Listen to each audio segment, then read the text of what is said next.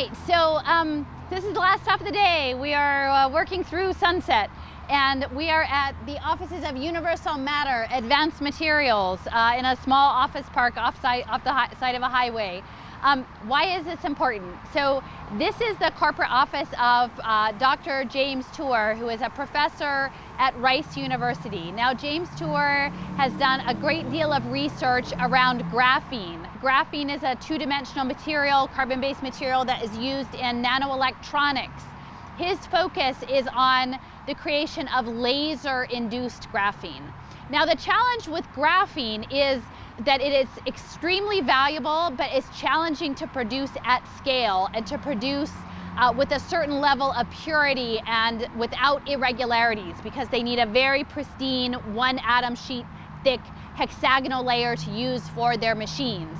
So what Dr. Tour has done is a lot of research around the use of lasers that can essentially, so they say, turn anything that is carbon-based into graphene, not by burning it, but by actually using a laser to create a molecular transformation.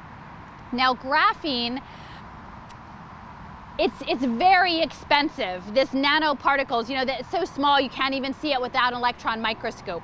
And so the amount of money that you would get for a ton of graphene, like hundreds of thousands of dollars. And with the laser, what he's saying, with a small investment of say $100 in coal, anthracite coal, and $100 in energy for the laser, you can make a product that is an unimaginably profitable product. And what they have done is actually patented this technology so that in the future, anyone who uses the laser induction process has to pay fees back to Tour and his company. So that's really important to know, and he sees it as a business opportunity, and that is part of the Build Back Better, is that the building that is happening at the nano scale, and it is part of these very profitable markets in applied materials and nanomaterials specifically. So what would one do with graphene? Well, one of the uses that he has talked about is actually lasering, instead of the use of applied adhesive labels on foods, to actually laser them with conductive electronics, with sensor technologies that might track temperature, that might track bacteria, that might track any numbers of things. And so what we're really talking about at this point is edible electronics. Now, why is that important?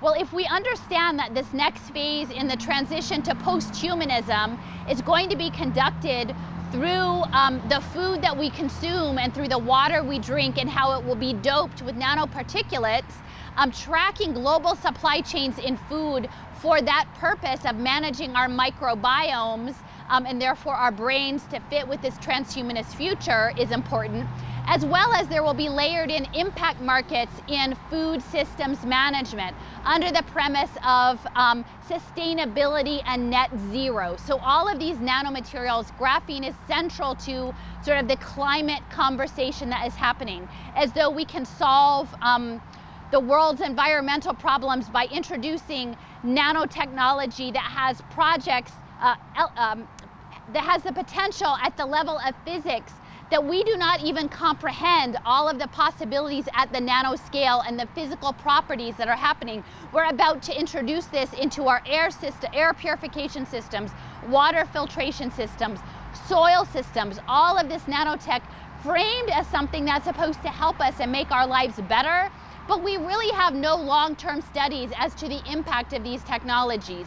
But people like Dr. Tour and Rice University and Universal Matter are central. So I will just say the other piece of this is linked to a book by Neal Stephenson, who is a science fiction author and a researcher. And in 1995, he wrote a book called The Diamond Age. And in The Diamond Age, it laid out many of the things that are happening today in terms of the push for the removal of nation states, globalized governance, blockchain tracking systems, nanobots in your living tissues, automated everything, nanobots doing geoengineering. And this was all laid out in 1995. And in that world, they had something called the Matter compiler. So the elite, the venture capital class, the kind of people who would make hundreds of thousands of dollars off of a ton of graphene, they got access to the real world. They got access to clothes made out of cotton or silk or linen. They got access to furnishings made out of wood and leather. But the poor had everything created through like a 3D printing nanomolecular process, which is something that has been advanced since the early 90s, this concept of nano assembly, molecular assembly. And that is something that Tour is working towards. Now he says we're not there yet, but he has designed at the nanoscale these little cars that you could put tens of thousands on the one little hair, tens of thousands of these nano cars with mobility. And what he is envisioning is that within the next century, that all of the material world would not be created as we understand it, but start from the bottom up at the nano level and simply provide raw materials and electrical impulses to guide the nano cars, the billions of nano cars that would just manifest a building or manifest a transit system or manifest whatever other items that would be available non-digitally in our world.